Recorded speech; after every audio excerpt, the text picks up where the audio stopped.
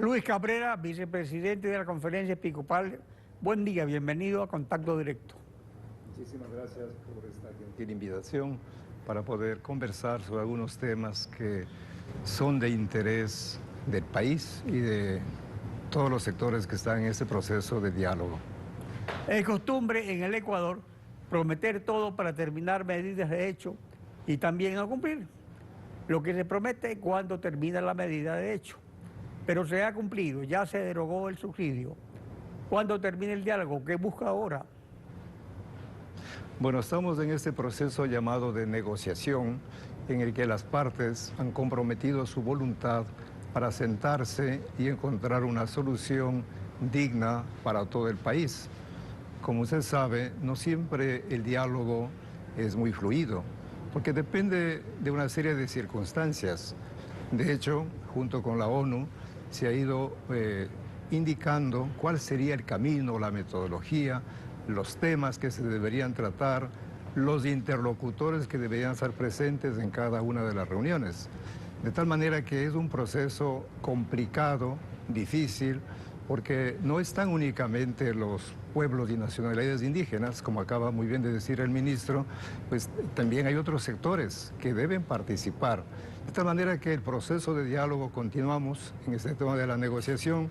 Nosotros insistimos en que debe haber la confianza mutua, debe haber la transparencia y sobre todo la decisión de negociar, de ceder, saber que ceder no es perder, siempre en función de un bien superior, en este caso del país. Entonces estamos en este camino, esperemos que los resultados sean positivos, de tal manera que satisfagan a nuestro pueblo ecuatoriano.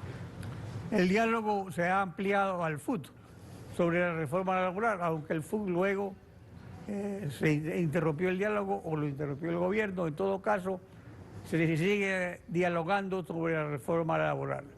Este es un diálogo aparte, separado del que están mediando la Iglesia y Naciones Unidas, o estas conversaciones forman parte del mismo diálogo.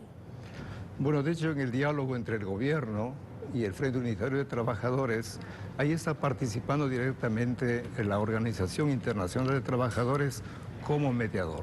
De tal manera que nosotros, al menos como Conferencia Episcopal, estamos centrados de una manera muy particular en el diálogo entre las comunidades o los pueblos indígenas con el gobierno. Y por supuesto, en el diálogo con otros sectores hay también nuevos mediadores que a partir de su experiencia, de su conocimiento, entiendo que van a facilitar enormemente este encuentro. Ahora, respecto a otro tema, respecto a despenalizar el aborto en la reforma al COIP, la Iglesia se pronunció públicamente en contra y el COIP no se reformó sobre el aborto, pero sus propugnadores han insistido en que el presidente vete esta omisión. El constitucionalista Rafael Ollarte emitió esta opinión sobre la consulta del presidente a la Corte Constitucional. En este caso del famoso tema del aborto por violación, el presidente de la República está expidiendo un veto por razones de inconstitucionalidad por una cosa bastante curiosa, más bien es una sacada de cuerpo. No te está diciendo de que encuentra él en el código, en las reformas al Código Integral Penal, una norma que sea inconstitucional. No te está diciendo eso. Lo que le está diciendo es, oiga, aquí tengo un problema. No se aprobó el aborto por violación, pero hay una transitoria. Ciertamente, si esto llega a la Corte y la Corte te contestara, lo que tiene que decirte es, efectivamente, esa transitoria resulta inconstitucional porque no tiene norma principal respecto de la cual funcionar. Una Corte Constitucional que lamentablemente tiene una mayoría afecta al saltarse la Constitución. Y por lo tanto, ahí existiría la puerta abierta para que la Corte haga algo que no puede hacer. La Conferencia Episcopal, ¿qué opina al respecto? Bueno, nosotros nos hemos dejado asesorar por muchos juristas y constitucionalistas, de tal manera que nosotros estamos plenamente de acuerdo con lo que acaba de decir el doctor Ollarte. Si no hay reforma del artículo 150, resulta improcedente la disposición transitoria al respecto.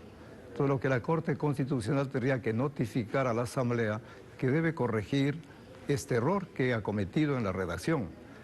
Por supuesto que en el veto aparece también una expresión que dice, dada la ambigüedad, entonces están pidiendo que se analice sobre la constitucionalidad de esta disposición transitoria, lo cual no sé cómo vayan a tratar, pero nosotros estamos de acuerdo plenamente que la Corte Constitucional, basada en argumentos constitucionales y legales, debería limitarse únicamente a notificar a la Asamblea y no introducir una reforma que no le compete.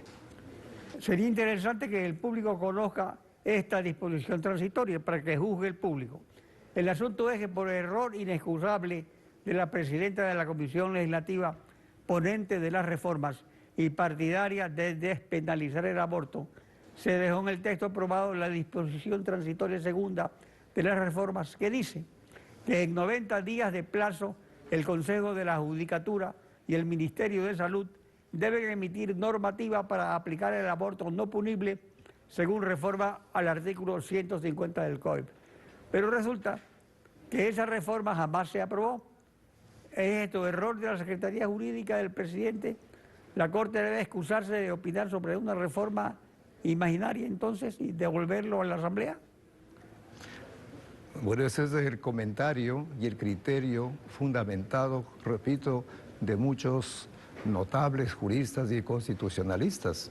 En todo caso, para nosotros, desde nuestro punto de vista, está claro que la Constitución y la ley deben estar siempre al servicio de los derechos humanos, comenzando por el primero y fundamental, como es el derecho a la vida en todas sus etapas y en todas sus dimensiones.